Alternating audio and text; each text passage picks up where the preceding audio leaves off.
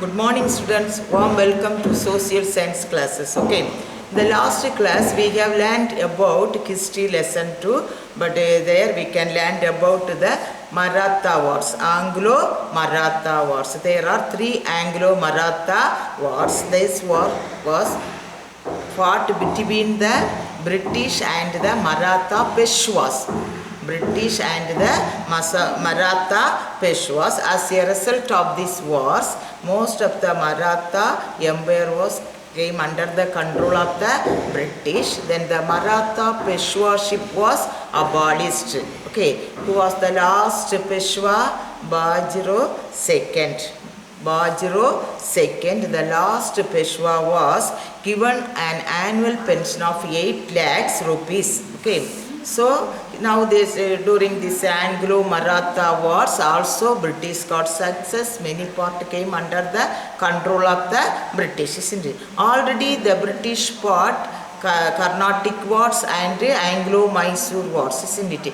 In this war also they got success and they occupied many parts of our country, isn't it? So now today we are going to learn about the British organization in India. What is the subheading?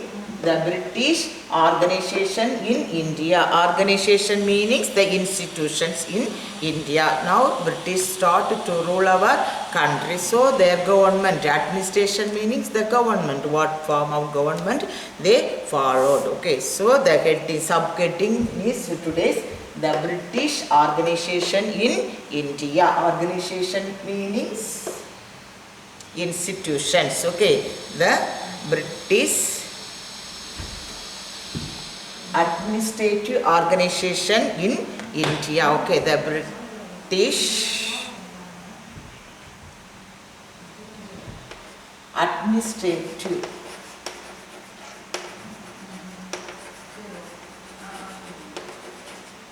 administrative organization in India. Government, the institutions of India, how they started to rule the country. Okay, the British Indian administration run by 4 chief institutions. 4 chief organizations or 4 chief institution or 4 part. The British administration consists of 4 part. There one is civil service, army, police, judiciary. What are the 4 organs or 4 divisions of 4 organizations, 4 institutions of the British administration in India? Civil service, army, police, judiciary. Civil service, army, police, judiciary. These are the 4 main institutions or organizations of British administration in India. First is civil service. The term civil service or the word civil service was first used by the British East India Company. Who used the term civil service? British East India Company. For what purpose they used means in order to distinguish the civil employee from the military part. To distinguish the civil employee from the military part. Okay, so for that only they used the term or word civil service. Okay, in the beginning that the appointment to the civil service was in the hand of the Court of Directors of East India Company. Court of Directors of East India Company. That meaning the East India Company, some members are formed one court or one council. Okay, they are called the directors. So the Court of Directors of East India Company. So the East India Company directors only appointed the civil service, the beginning. Okay, so that during the period of Lord Wellesley, he set up or established the college at Williamport at Calcutta. Where is Williamport? At Calcutta. So in the Fort Williamport, that Lord Wellesley established a college to give training to the civil services. The British East India Company, the Court of Directors only appointed the civil servant, civil service. After that what they did? They gave training to the civil servants. For that only Lord Wellesley established a college in Fort William at Calcutta.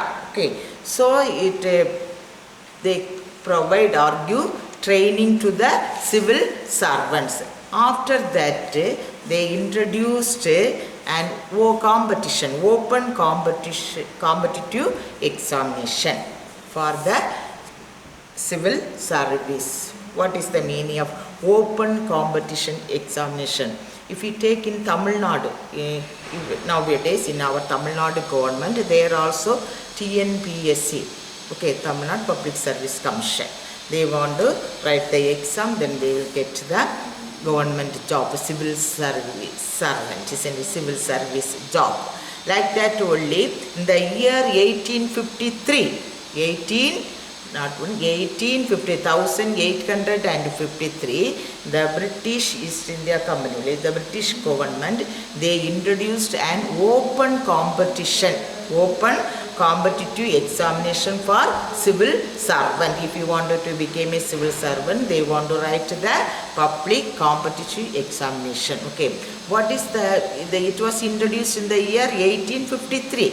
Before that, the company, the directors of company only appointed the civil servant. Okay, here one drawback, what is meanings, that civil service examination, isn't it? Civil service exam conducted only in London only. The civil service exam held in London. Okay, so it is very difficult to the Indian people to participate in the civil service exam. Only the rich people, isn't it? Very few of them only, that also very rich people only participated in the civil service examination because it is held in London. Okay, so it is the ICSI, Indian Civil Service, okay, examination, Indian Civil Service examination. Okay, here that in the year 1863 only they introduced the civil service examination, but in the year 1863 AD, Satyendranath Tagore, who was Satyendranath Tagore? He was the brother of Rabindranath Tagore. All of you know about Rabindranath Tagore, isn't it? So here Satyendranath Tagore, he was the brother of Rabindranath Tagore. He only passed in the Indian civil service examination held in London in the year 1863. He was the first person to pass the Indian civil service examination. Okay, so after that in the year 1869, after 6 years, isn't it? Only 3 of them successfully passed in the examination. They are the Surendranath Banerjee, Ramesh Chandra Dutt, Bihari Lal Gupta. Those who are the 3 persons, those who passed in the Indian civil service examination in the year 1869, only 3 persons. They are the Surendranath Banerjee, Ramesh Chandra Dutt, Bihari Lal Gupta. These 3 of them also passed the civil service examination held in London, isn't it? So first person who passed in the civil service examination in London is Satyendranath Tagore from India, isn't it? Indian civil service examination. That is Satyendranath Tagore only passed. Okay, this much only about the civil service. Okay, next army. Okay, army. During the British period, the early stages, they have 3 divisions of armies, that 3 regions. They established the 3 armies in 3 regions, that is namely Bengal, Bombay, Madras. Bengal, Bombay, Madras. Okay, so these 3 separate armies had been organized in these regions of Bengal, Bombay and Madras. So this army, these 3 armies had a great contribution to the development and the expansion of British Empire in India. What is the meaning of establishment? arrangement. Is the establishment and expansion of British Empire in India. Who had created contribution or help to the expansion and the establishment of British Empire in India? The army, the section of the army. Okay, 3 division sections of the army, that 3 of them also helped to the British for the establishment and the expansion of British Empire in India. But that Indian soldiers, okay, they were given less salary and allowance than the British. That British people, British army people only got more salary and allowances. Then also the high places also given to the British people only. That Indian peoples, those who are appointed in the soldiers, they got only less salary and less allowance when we compare to the British soldiers. Okay, that much only about the army. Next to police. That police also, the government system created by Lord Cornwallis. This police system was created by Lord Cornwallis. Here the district collector. The collector is the head of the district, isn't it? So the district collector was that want to take care and the arrangement of the police department. Okay, that means he was responsible and he want to take care of the police department. So this police department was under the control of the district collector. He was in charge of the police department. Okay, so then judicial system. Judicial means all of you know court judgment, isn't it? A Supreme Court was set up in Calcutta. A judiciary, Supreme Court, SC means Supreme Court was set up at Calcutta. Okay, so it contains 1 Chief Justice and 3 junior judges. Totally 4 members, among that one Chief Justice and 3 junior judges. These 4 of them were appointed by the Crown. The 4 of them were appointed by the Crown. Crown means British Queen. That Queen only has the right to appoint the members of the Supreme Court. Where is the Supreme Court? In Calcutta. So in this Supreme Court it contains 4 members, 1 Chief Justice and 3 junior judges. Okay, so these 4 of them were appointed by the Crown. Then after that another Supreme Court also set up in other places also. Okay, that also Madras, Bombay, there. Okay, they established the Supreme Court in Madras and Bombay also. So now that during that period 3 Supreme Court, that is Calcutta, Bombay, Madras, that is 3 states, they have 3 Supreme Court. At present in India we have how many Supreme Court? Only 1 Supreme Court, that is at New Delhi. Okay, we have only 1 Supreme Court. Okay, after that, but that during the period of British they have 3 Supreme Court. Each court has 4 members. They were appointed by the Crown. Okay, so after that on the model of the Supreme Court only they established other 2 court, Supreme Court also. But later, according to the Indian High Court Act 1861, Indian High Court Act, one act was passed, Indian High Court Act. According to that, that High Court was established in other places. That what are the places already they established? That Calcutta Supreme Court only. Then Madras and Bombay High Court was set up. Okay, in these places. So that here Sir Elijah Imby, very important one-word question. Sir Elijah Imby. Sir Elijah Imby was the first Chief Justice of Supreme Court. Who was the first Chief Justice of the Supreme Court? Sir Elijah Imby was the first Chief Justice of Supreme Court. Next, Sir Thiruvarur Muthuswami Iyer. Muthuswami Iyer, he belonged to which place? Thiruvarur. So, Sir Thiruvarur Muthuswami Iyer. He was the Chief Justice of the Madras High Court. We have High Court at Madras and the branch of High Court at Chennai also now at present. Okay, but in that days one High Court at Madras. This High Court Chief Justice was Thiruvavur Muthuswamy Iyer. He was the first Chief Justice of Madras High Court. Okay. Then who was the first Chief Justice of Supreme Court? Sir Elijah Inbir. Don't confuse. Okay.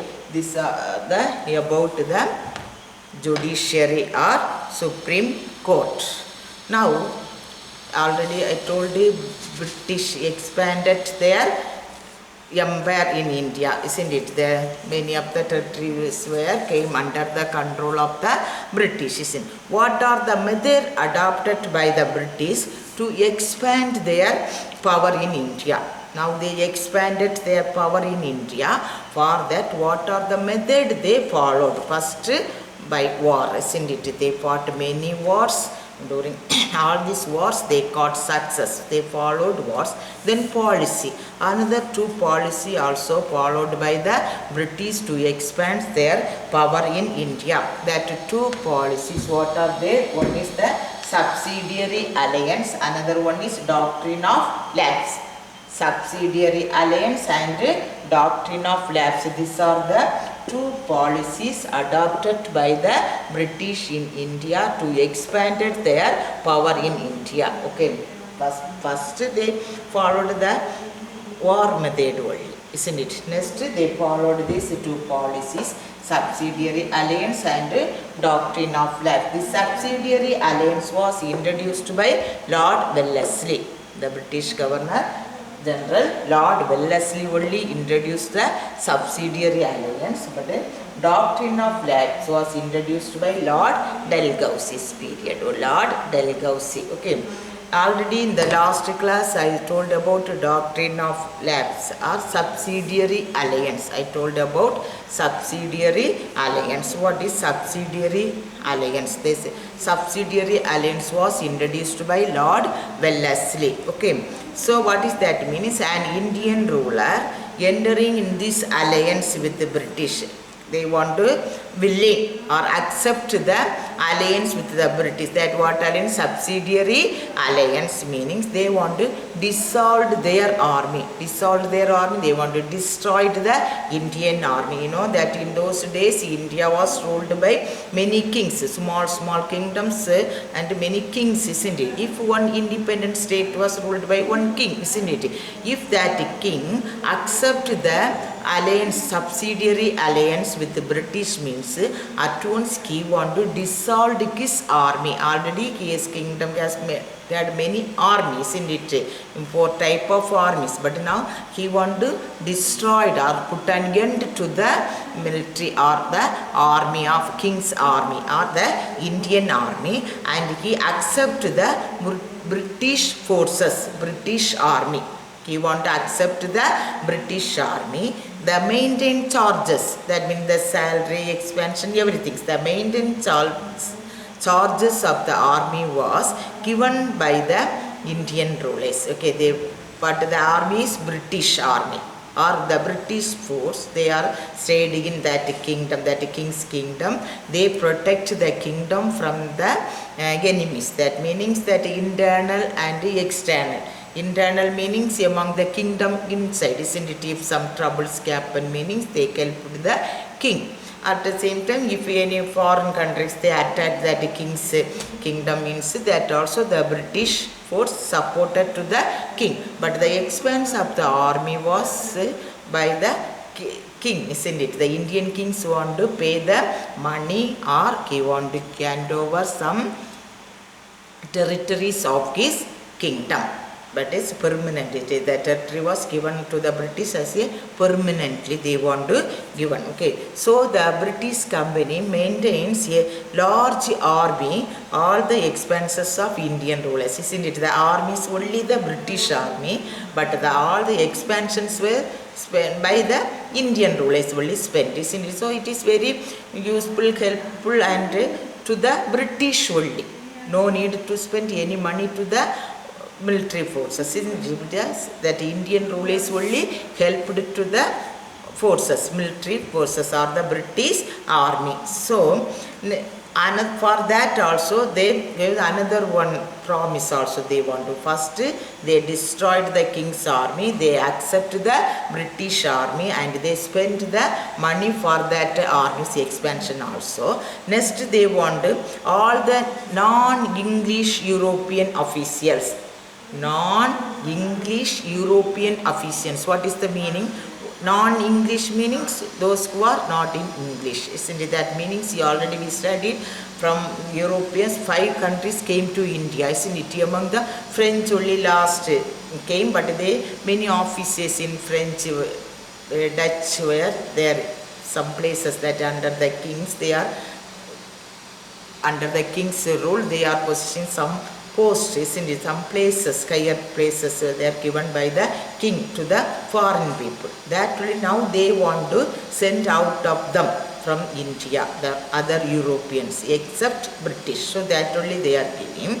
All non-English European officials should be turned out of his state. If one king's state, any other Europeans peoples are officially they are living means they want to send out of his kingdom. Okay. Then the Frenchmen in the service of native rulers were dismissed. Their main aim is French only their enemies, isn't it? If any French official man is working under any king, they want to send out of India or out of his kingdom. Okay. That is the one rule by the British. Okay. So next the native rulers should deal with first they want to destroy the army. Second they want to send the non-English Europeans, isn't it, out of his kingdom. Third what they mean is that native rulers should deal with the foreign state. If one king he want to deal with any foreign state only through the English company only. They want to get the permission of the English company, British people. Okay, only then only they can talk with the foreign rulers or foreign state kings or anybody. They can, if you want to have any foreign state, they want to deal with any foreign state, they want to get the permission of the British also. Okay, this is very difficult, isn't it? Then also many of the kings, many of the states, they accept the subsidiary alliance. The first Indian state to accept the subsidiary alliance was Hyderabad. Which state? Hyderabad. After that Tanjore, Awadh, Bhonsle, Gwalior, Indore, Jaipur, Udaipur and Jodhpur. These are the states accept the subsidiary alliance. Okay, subsidiary alliance. What are the states? Hyderabad, Tanjore, Awadh, Bhonsle, Gwalior, Indore, Jaipur, Udaipur and Jodhpur. Okay, next policy, doctrine of lapses. Doctrine of lapse. This policy was introduced by Lord Dalhousie. Okay, that he was one of the most chief architects of British Empire in India. Chief architect means the builder of British Empire. Who was the creative builder of British Empire in India? Lord Dalhousie. He followed the policy of doctrine of lapse. What is doctrine of lapse? If one independent state, one king, when he was died without male issue, one king he was died without male issue, his adopted son would not succeed at him, isn't it? That adopted son means that kings take a child as their own child. If some kings have no son, no child meanings they take this child as their own son, isn't it? Like that child or adopted son. If any king died without male issue, the adopted son should not inherit the kingdom. After the death of the king, the kingdom should go unto the British government. Okay, British, under the British. The adopted son would inherit or get only the personal property of the king. If the king had any personal property, that personal property alone given to the adopted son. But the kingdom was go to the British government. That policy was called doctrine of lapse. So on the basis of doctrine of lapse, Dalhousie annexed the state of Satara, Jaipur, Sambalpur, Udaipur, Jhansi and Nagpur. These are the places are annexed according to the doctrine of lapse. So what are the places? Satara, Jaipur, Sambalpur, Udaipur, Jhansi and Nagpur. Okay, this will be doctrine of lapse. Now, what are the causes for the succession of English in India? Main reason. First reason is the inequality and the ignorance of the Indian kings, isn't it? The Indian kings only main reason for the success of British in India. There was no unity among the Indian rulers. That only inequality and ignorance of the Indian kings. Secondly, economic prosperity. British have economic prosperity. Then scientific divisions of labors. Technologically they are developed. British. That also one reason for the success of British in India.